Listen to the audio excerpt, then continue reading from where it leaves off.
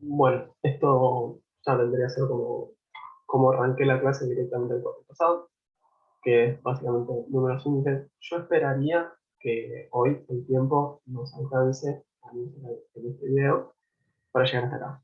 Sí, ese vendría a ser como mi objetivo. Vamos a ver, hago introducción, algunas precisiones, vamos a presentar la anotación, vamos a ver apenas dos casos distintos y de un caso general de esto vamos a derivar un par de casos particulares. ¿Sí? Y todo el resto va a quedar para la clase sincrónica definitivamente. Si esto lo podemos hacer relativamente rápido, vamos a incluir en este conjunto de dos esta parte. Eh, bien, bien, entonces, introducción. Inicio por mi figura acá. Vamos a ordenar. Entonces, ahora sí vamos con lo que vendría a ser propiamente la clase. ¿Qué es lo que vamos a estar haciendo acá? Bueno, vamos a estar usando números índices. ¿Qué son los números índices? Bueno, a mí me gusta presentarlos como herramientas que lo que nos van a permitir es estudiar la evolución de variables. ¿Ok? Vamos a ver algunos casos relativamente acotados, pero la potencia que tiene esto es muy, muy alta. ¿Sí? Índices hay muchísimos. ¿Qué se utiliza muy a nivel, digamos, cotidiano, que lo van a ver en la tele, que lo van a ver en todas partes? Bueno, básicamente a nivel nacional tenemos el IPC, que es el índice de precio al consumidor, que depende de la inflación. Después tenemos el índice de tipo de cambio real, que es el que acabamos de ver recién, pero después también tenemos otros índices. ¿Está bien? Por ejemplo, acá tenemos un indicador de la actividad de la construcción, ¿no? Entonces tenemos como un termómetro de qué es lo que está pasando en ese sector, por ejemplo. Bien, ahora, ¿qué es lo que va a hacer un índice? Un índice, dijimos, nos va a resumir todo esto. Ahora, el índice puede adoptar el valor 123, 850, y está bien, o sea, puede pasar eso, pero digamos que implica que, no sé, que el IPC nos dé 150, ¿no? Un poco lo que estoy poniendo acá. ¿Qué pasa si el IPC nos dio 150? La verdad que eso no nos dice nada.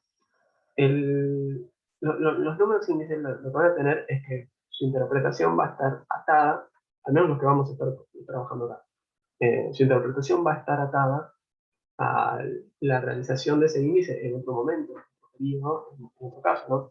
Entonces, por ejemplo, si el IPC es 150 hoy, bueno, la verdad que no me dice nada, pero si el periodo pasado, ese índice era 100, bueno, vemos que el índice de precios subió, ¿no? Si vemos que el periodo pasado era 175, vemos que los precios cayeron, ¿no? O sea, en un caso hubo inflación, en el otro caso hubo deflación. Entonces ahí podemos ganar la interpretación, pero así a nivel aislado no podemos decir mucho de esto. Eh, a lo sumo podemos destacar su comparación contra el periodo base, ¿no? En el mejor de los casos. Pero bueno, ¿cómo lo definen los autores del libro que trabajamos en la materia? Bueno, básicamente dicen, un número índice es una relación en porcentaje que mide el cambio para distintos periodos de tiempo, en precios, cantidades o alguna otra variable de interés. O sea, básicamente vamos a estar midiendo en el tiempo el comportamiento de alguna variable. ¿Qué variables vamos a estar enfatizando acá? Precios, cantidades o valor, básicamente. Que el valor es el producto del precio. Eh, Bien. Entonces, periodo base, ¿no? Primera definición necesaria. Bueno, el periodo base va a ser un periodo de referencia. En algún caso es indiferente que elegimos como periodo base, pero el criterio en general debería ser, bueno, un periodo base tiene que ser un periodo de equilibrio, ¿sí? Básicamente, esto yo creo que queda mucho más claro si lo hacemos con un ejemplo. Si agarramos, por ejemplo, para nuestro índice de tipo de cambio, nos ponemos un periodo base donde este estaba bajísimo o donde estaba altísimo, o sea, no sé, por ejemplo, el índice justo antes de la gran devaluación o justo después de la gran devaluación. Bueno, si nos comparamos contra ese periodo, o bien siempre vamos a estar entre alguno de esos dos periodos, o bien siempre vamos a estar con un tipo de cambio alto o un tipo de cambio bajo, ¿no? Entonces es importante tener en cuenta esto. Eh, si armamos un índice de precios para commodities, ¿no? también la idea sería que nuestro periodo de referencia no sea un momento donde estaban súper pinchados los precios o donde estaba todo en valores altísimos, ¿no? Esto sobre todo es interesante e importante tenerlo en cuenta cuando uno está trabajando con cuestiones, no sé, volátiles, por ejemplo. Eh, como digo, en algunos casos es indiferente, ¿no? ¿Qué elijo yo es simplemente una cuestión de cómo lo quiero expresar. En otros casos directamente es más relevante, porque quizás si yo tengo que medir cómo avanzan los precios, o sea, los precios de los bienes de consumo, y si yo estoy mirando un año de crisis o un año o sea, básicamente, lo cuento rápido, están los bienes y servicios de la economía, estos tienen sus precios que van a ir variando. Naturalmente no le podemos dar la misma importancia al precio de la leche que al precio de no sé, algún bien que no se consume mucho, principios, clarinetes, ¿no? Eh, no le podemos dar la misma importancia a esos bienes, ¿no? Se disparó el precio de los clarinetes. Y no tiene la misma relevancia en el consumo en general que si se dispara el precio de la leche.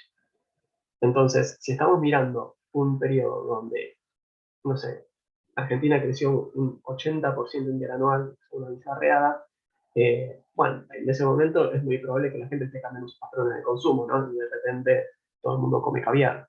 O la otra, un momento en el que Argentina viene de un shock muy fuerte y negativo, bueno, ahí todo el mundo directamente come arroz. Si yo hago mi encuesta de cómo consume la gente, en ese momento voy a tener una imagen relativamente distorsionada, ¿no? Porque no es el patrón de consumo normal, es algo atípico.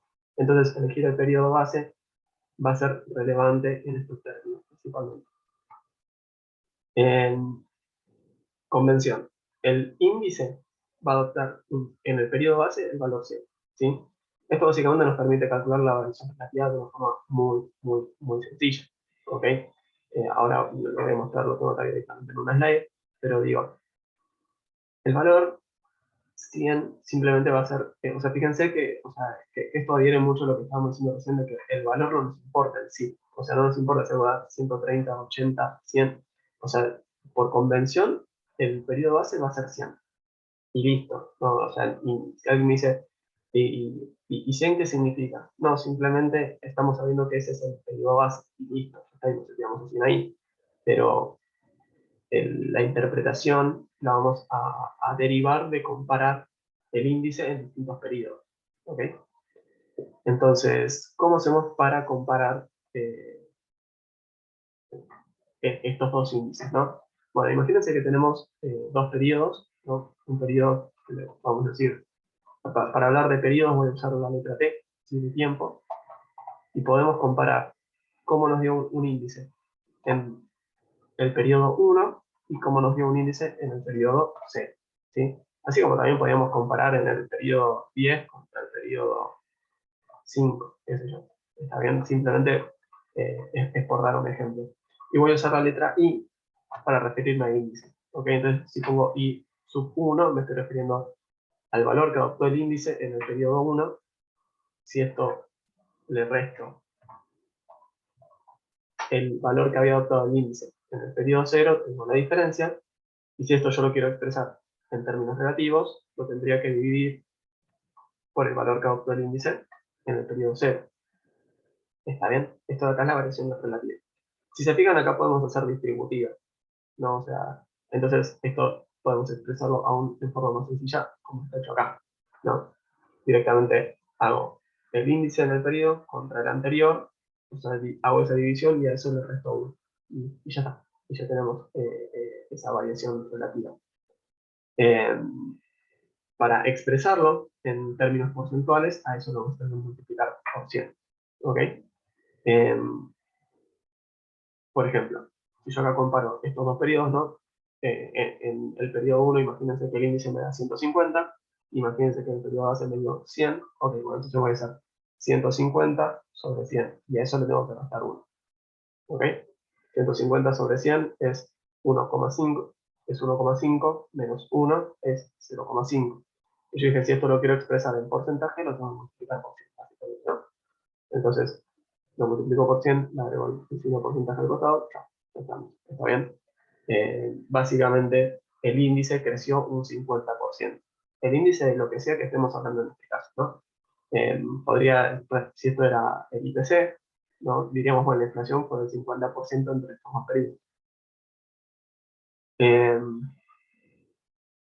el hecho de que el periodo base adopte el valor 100 hace que estos cálculos sean bastante sencillos, ¿no? Porque lo único que tengo que hacer, si quiero compararme contra el periodo base, es hacer el índice en el periodo que me interesa, dividido el periodo base, que es 100 menos 1, ¿no? Entonces, simplemente es una cuenta es mental directamente, ¿no?